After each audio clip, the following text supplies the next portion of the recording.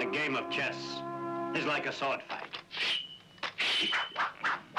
You must think first, right? Before you move.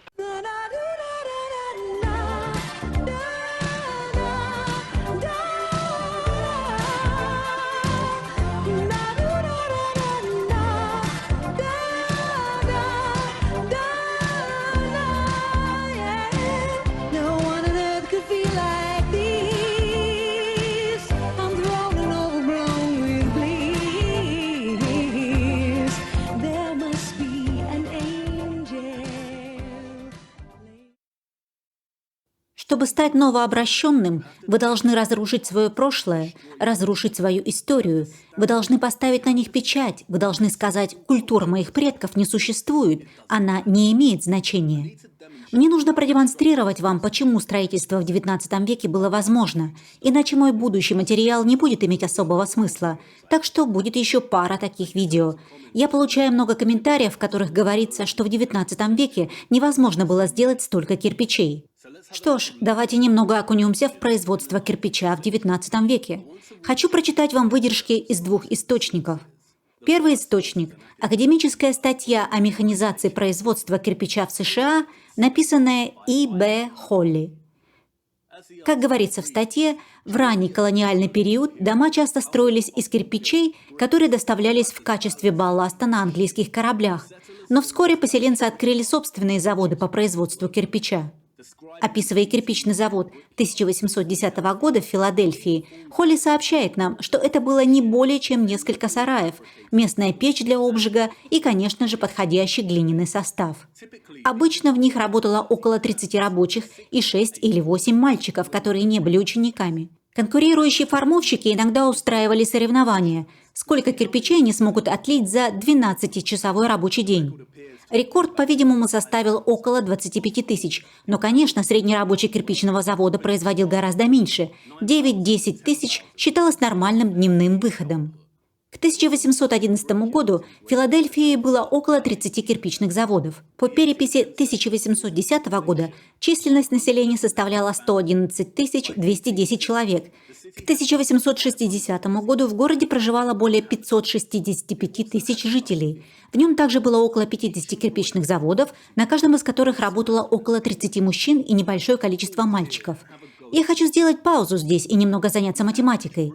В среднем рабочий производил от 9 до 10 тысяч кирпичей в день. Взяв 9 тысяч, мы получим 45 тысяч произведенных кирпичей за 5 дней в неделю, хотя они, вероятно, работали целую неделю. В 1811 году в Большой Филадельфии было 30 кирпичных заводов.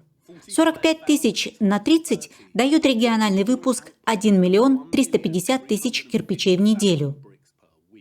В году 52 недели. Но производство кирпича вручную было сезонным. Как рассказывает нам Холли, осенью и зимой рабочие выкапывали сырую глину и сбрасывали ее в кучи. Весной и летом они будут производить кирпичи.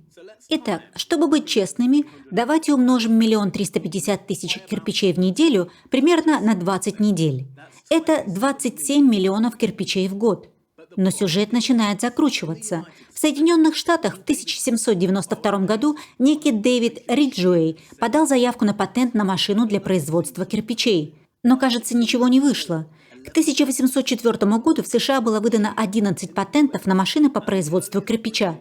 А самой ранней машиной для производства кирпича, чертежи которой известны, был механизм с деревянной рамой, приводимый в движение лошадьми, который, как утверждалось, производил 30 тысяч кирпичей за 12-часовой рабочий день. Однако компании не ухватились за возможность использовать машины. 50 или более кирпичных заводов Филадельфии производили более 50 миллионов кирпичей в год в течение 1840-х годов, причем большинство из них были изготовлены вручную. Факт в том, что в некоторых кругах существовало предубеждение против кирпичей машинного производства. 50 миллионов в год. Большая часть из них вручную. Это много кирпичей. И, как видите, они не используют машины как предлог. Давайте быстро посчитаем популяцию. Если на каждом кирпичном заводе работает около 30 человек, а в Филадельфии было 50 кирпичных заводов к 1840 годам, то это 1500 человек. Население Филадельфии в 1840-х годах составляло около 94 тысяч человек. Итак, это 1,5% населения. Это всего лишь один регион в одном штате. К 1861 году кирпичные машины функционировали все более успешно, и компании использовали их все больше и больше. Господин Крери запатентовал гигантскую машину, возможно, самую большую из когда-либо созданных кирпичных машин, которая, как сообщается в статье, была продемонстрирована в журнале «Научный американец» за 1861 год. Я нашел публикацию в журнале. Как здесь сказано, при достаточно медленной работе машина будет производить 40 тысяч кирпичей в день. Пожалуй, самой главной особенностью является изготовление кирпичей при любой погоде. Как заявляет Холли, это означало, что машину можно было эксплуатировать как зимой, так и летом. Итак, 40 тысяч кирпичей в день умножаем на 5 раз в неделю и на 52 недели в году и получаем 10 миллионов 400 тысяч кирпичей в год. Крери получил контракт от федерального правительства на поставку 65 миллионов кирпичей для строительства форта Джефферсон. Форт Джефферсон был построен за 31 год между 1845 и 1876 годами. Крери заключил контракт в 1861 году. Итак, это 15 лет. 10 миллионов 400 тысяч кирпичей в год умножить на 15 лет – это 156 миллионов кирпичей. А строительство началось за 16 лет до того, как с Крери был заключен контракт. Форт расположен в 68 милях от моря. Но опять же, кирпичи прибывали в Америку в качестве балласта на английских кораблях в ранний колониальный период. Вот почему научные статьи, подобные этой, являются отличным источником для исследований. Потому что они не только полагаются на первоисточники 1800-х годов и основывают на них свои выводы, но и перечисляют эти источники в сносках, чтобы вы могли продолжить свое исследование. Вот некоторые тексты, найденные в сносках. Метод изготовления кирпича, которому следовали в Филадельфии. Производитель кирпича и кирпичное покрытие. Практический трактат по производству кирпича, плитки и терракоты. 60 лет изготовления кирпича. Кирпичи и машина для производства кирпича. Мой второй источник совершенно другой. Это путевые заметки 1868 года, в которых подробно описывается путешествие американца по английскому графству Мидлендс и его зеленым окраинам.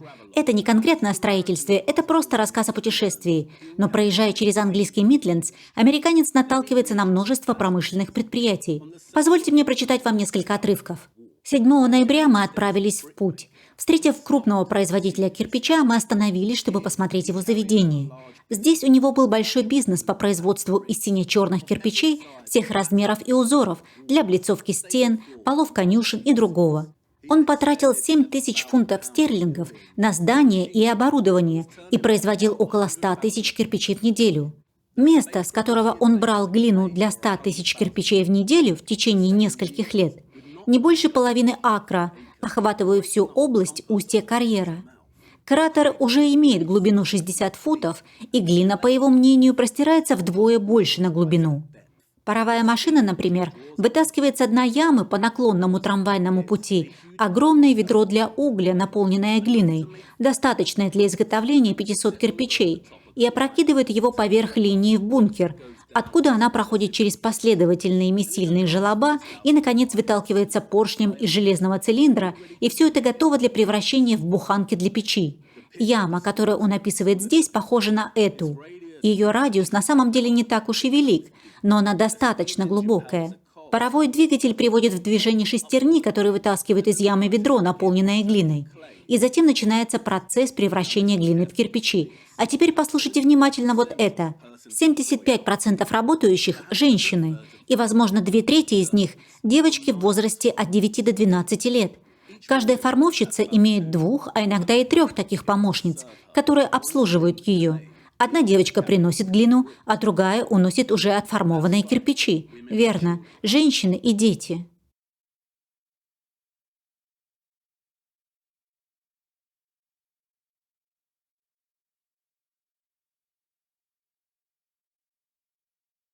И это все еще практикуется даже сегодня в некоторых частях мира.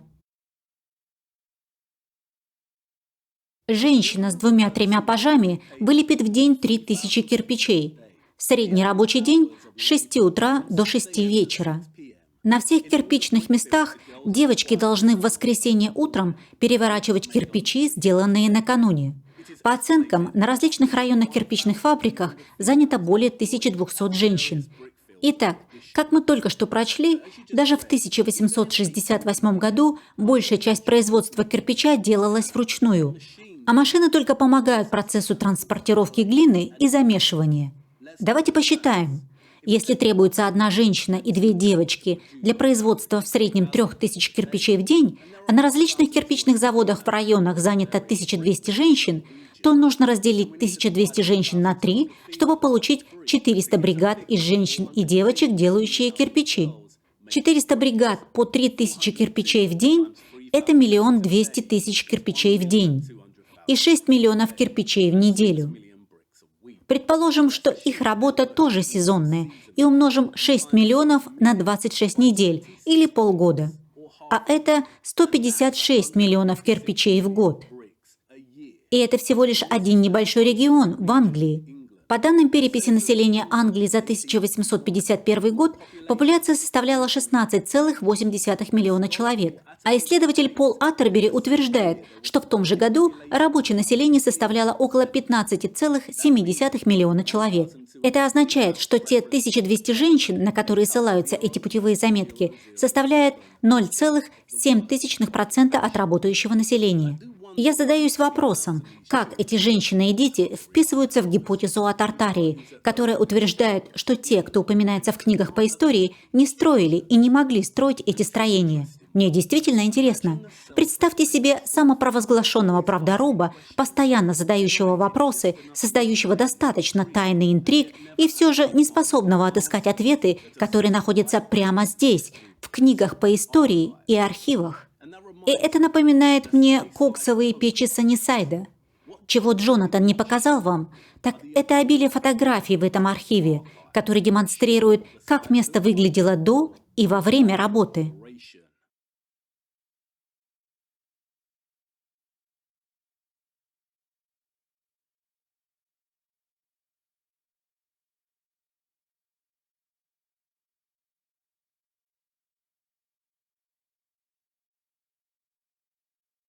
Мне потребовалось 10 секунд, чтобы найти эти фотографии в Google поисковике.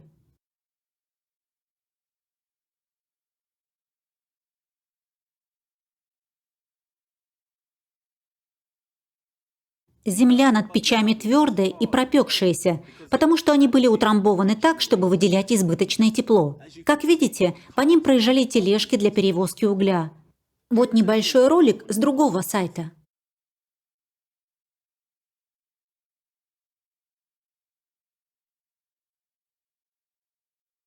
Эти заброшенные коксовые площадки повсюду, и все это хорошо задокументировано.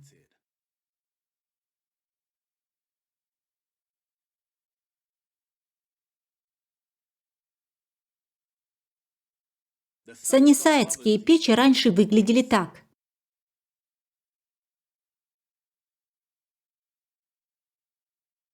Скорее всего, у всех печей отсутствуют фронтальные части, потому что камень был утилизирован и повторно использован после вывода из эксплуатации в 1958 году, или чтобы скваттеры не поселились в них. Это произошло в местечке Редстоун. В этих печах жили хиппи. После их ухода жители продолжали грабеж, уносили кирпичи и камни из печей. Я также заметил, что одним из производителей кирпича была компания Хоус. Хоус производит огнеупорные кирпичи, они устойчивы к повреждениям и чрезмерному нагреву.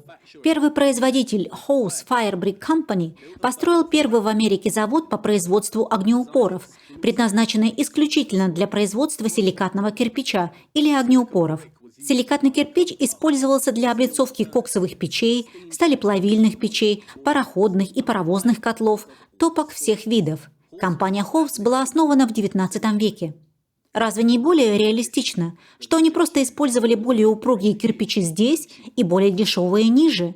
Что за катаклизм поджарить верх и низ, а середину оставить нетронутой? Кроме того, они отремонтировали в Саннисайде 300 коксовых печей в 1942 году. Возможно, на этом все. Это место было выведено из эксплуатации в 1958 году. Это всего лишь 64 года назад. А вот кадр, на котором они строят новые печи. Вы можете видеть кирпичи здесь, сбоку. И почему вы не показали людям эти фотографии? Довольно легко создать тайну, если намеренно игнорировать такие фотографии и делать вид, что их не существует. И вот цитата для размышления. Как уничтожить народ?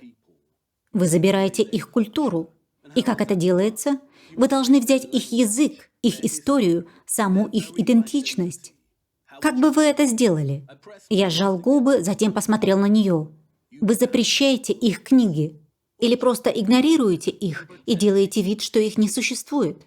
Чтобы стать новообращенным, вы должны разрушить свое прошлое, разрушить свою историю. Вы должны поставить на них печать. Вы должны сказать, культура моих предков не существует, она не имеет значения. Наслаждайтесь хорошей погодой, берегите себя и хорошего вам дня.